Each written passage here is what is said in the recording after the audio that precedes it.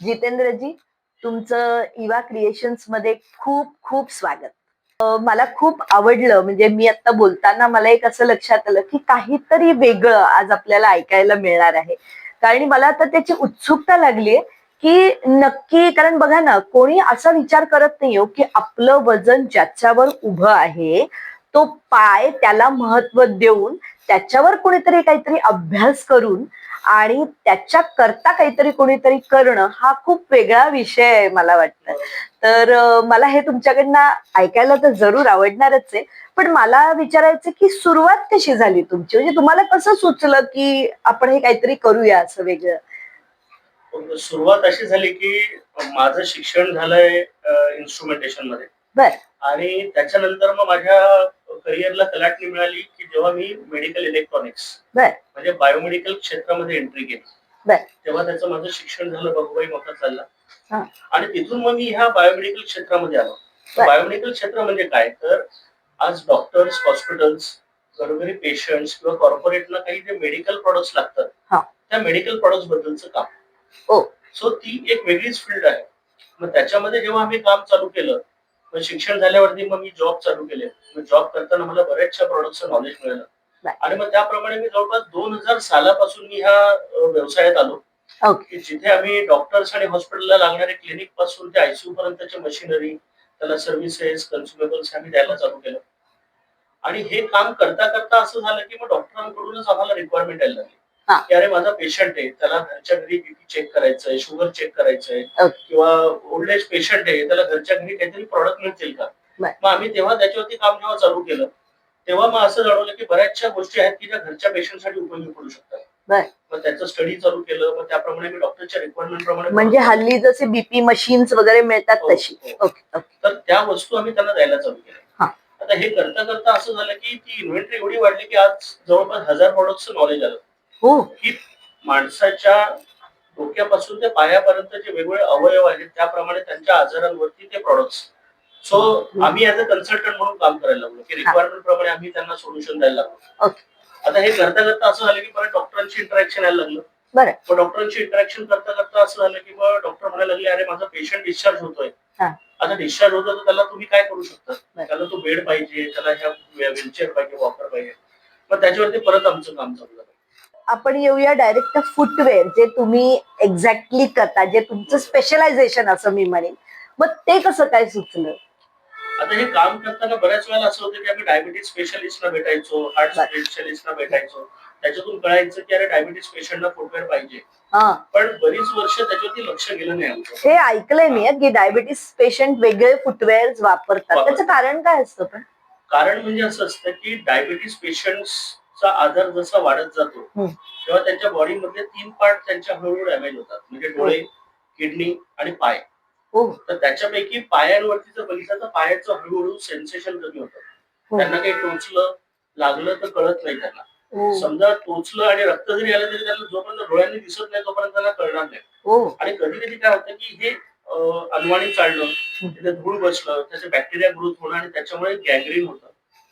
Gangrene होऊन ते वाढलं तर मग त्यांचं पायाचं अॅम्प्युटेशन पण करावं लागतं. बापरे. सो त्यांना पाय वाचवायचे असतील तर त्यांनी डेफिनेटली असे फुटवेअर वापरणं गरजेचं आहे की जिथे ते ह्या त्रासापासून लांब राहू शकतात.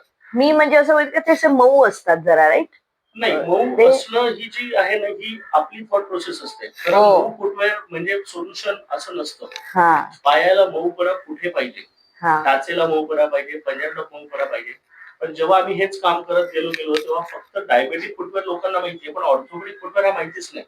आणि ऑर्थोपेडिक प्रॉब्लेम लोकांचे जे आहेत वाढत चाललेले. म्हणून जेव्हा आम्ही त्याच्या खोलात जायला लागलो तेव्हा आम्हाला बऱ्याच गोष्टी कळायला लागल्या. आता मला सांगा की ऑर्थोपेडिक प्रॉब्लेम म्हणजे नक्की काय असतात? आता तुम्ही बोलताना म्हणालात की लहान मुलांना सुद्धा फ्लॅट फूट असतो, तर ते नक्की काय असतं? आता ऑर्थोपेडिक प्रॉब्लेम म्हणजे काय होतंय की बऱ्याच जणांना जे प्रॉब्लेम होत आहेत, कोणाचं गुडघे दुखतायत, कोणाच्या टाचा दुखतायत, कोणाचं अँकल पेन आहे, बऱ्याच वेळेला स्पाइन स्पॉन्डिलायसिस वगैरे प्रॉब्लेम आहेत. आता हे प्रॉब्लेम का होतात आणि आपण ट्रीटमेंट त्या प्रॉब्लेम वरती करतो, त्याचा रूट कॉज काय आहे ते समजून घेऊया आपण थोडंसं. तर त्याच्यासाठी मी हा एक चार्ट आणलेला आहे. तर पायाचा हा जो मधला खोलगट भाग असतो, ज्याला पुढच्या म्हणतो आपण किंवा आर्च म्हणतो, तर या आर्च वरती बॅलन्सिंग होतं. पण बऱ्याच वेळेला असं होतं की ती आर्च कशी आहे हे लोकांना माहितीच नाहीये.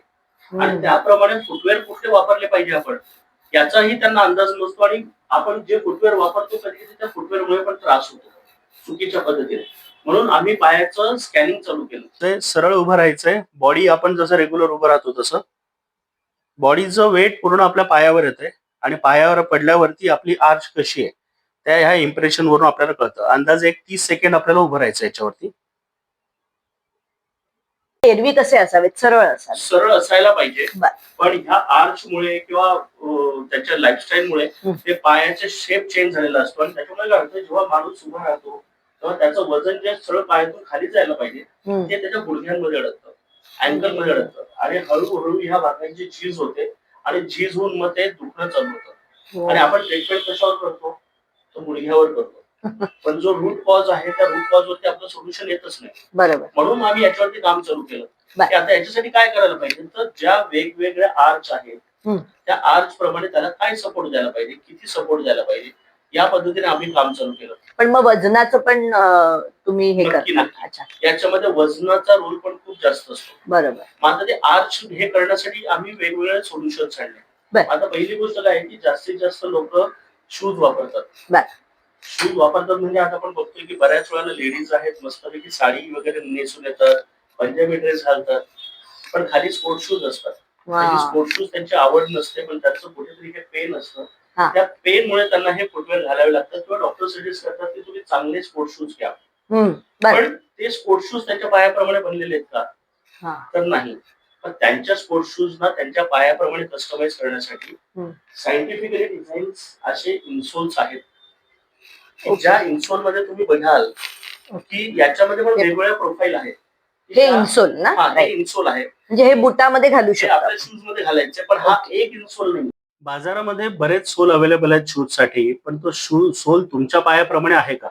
तर आम्ही तोच प्रयत्न करतो की पायाचं स्कॅनिंग झालं ते तुमचे पाय कसे आहे ते बघून त्याप्रमाणे आमच्याकडे हे सायंटिफिकली डिझाईन केलेले सोल आहे की याच्यामध्ये कुठे सॉफ्टनेस पाहिजे, टाचेला सॉफ्टनेस पाहिजे, पंजेला सॉफ्टनेस पाहिजे. पण हा जो मेन भाग आहे आर्च, की ह्या आर्चला आपल्याला वर उचलायचंय किंवा सपोर्ट द्यायचा आहे, त्याच्यासाठी फायबर, मोल्डेड फायबरची आर्च दिलेली आहे जेणेकरून हे शूज मध्ये घातल्यावरती आपल्या पायाला एलिव्हेट करतं आणि बॅलन्स करायला मदत करतं. तर ही आपली स्पेशालिटी आहे.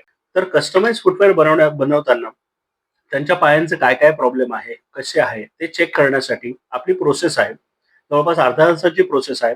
त्याच्यामध्ये आधी आपण फिजिकल चेकिंग करतो. फिजिकल चेकिंग म्हणजे पायाला कुठे काही कॉर्न आहे, कॅलस आहे, काही जखम आहे का, किंवा पायाला काही क्रॅक गेले आहेत का, हे बघितलं जातं. त्यांच्या पायाची आर्च कशी आहे ते बघितलं जातं. ते फिजिकल चेकिंग झालं की नंतर आपल्याकडे स्कॅनर आहे. त्या स्कॅनरवरती त्यांचं स्कॅनिंग केलं जातं, जिथे प्लॅन्टर प्रेशर चेक केला जातो, बॅलन्सिंग कसं आहे, कुठे आहे ते चेक केलं जातं.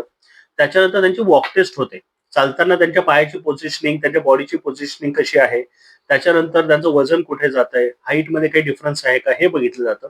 आणि सर्वात शेवटी जे जे पायाचे प्रॉब्लेम अफेक्टेड आहेत ते मार्किंग केले जातात. मार्किंग करून त्या पद्धतीने पेपरवरती इम्प्रेशन केलं जातं. आणि ह्या पूर्ण रिपोर्टच्या आधारे जे आपले टेक्निशियन असतात ते हे कस्टमाइज फुटवेअर बनवतात आणि त्या पद्धतीने त्याच्यामध्ये करेक्शन्स केले जातात. त्याच पद्धतीने आपल्या पायाची लांबी, पायाची रुंदी, इव्हन आपल्या दोन्ही पायांच्या उंचीमधला जो फरक असतो तो ह्या सोलमध्ये कव्हर केला जातो. त्याबरोबरच आपण जेव्हा टेस्टिंग करतो तेव्हा टेस्टिंग मध्ये आपल्याला जे काही वेगवेगळे प्रॉब्लेम दिसतात त्या प्रॉब्लेम मध्ये जसं आहे की कोणाला टाचदुखीचा त्रास आहे तर तिथे हे असं ऑफलोड करण्यासाठी सॉफ्टनेस केली जाते. आर्च कशी आहे ती आर्च दाखवली जाते, त्या पद्धतीने दिली जाते. नंतर समजा पायाला कुठे काही कॉर्न आहे, कॅलस आहे, जखम आहे, त्या पद्धतीने त्यांच्यासाठी असं सॉफ्टनेस कुशनिंग केलं जातं.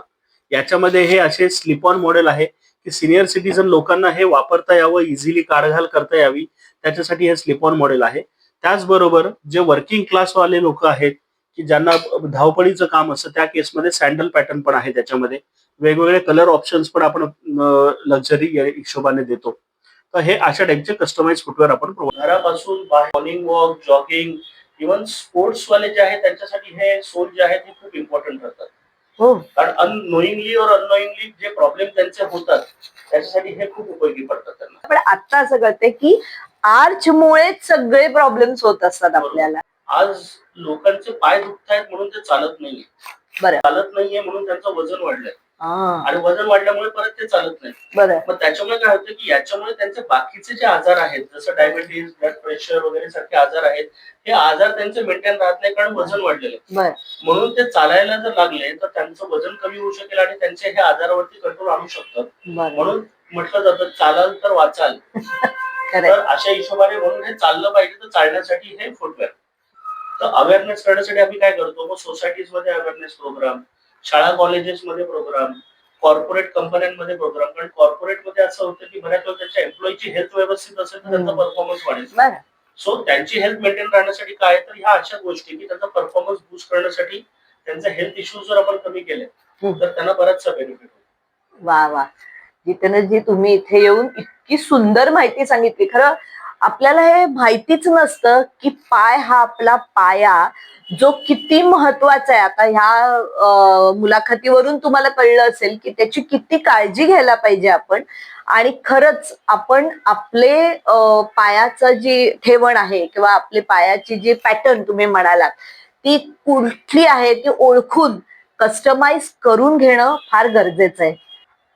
जितेंद्रजी, आज तुम्ही इथे आलात आणि आम्हाला इतकी सुंदर आणि फार महत्वाची माहिती सांगितल्याबद्दल इवा क्रिएशन्स तर्फे मी तुमचे खूप खूप आभार मानते. धन्यवाद.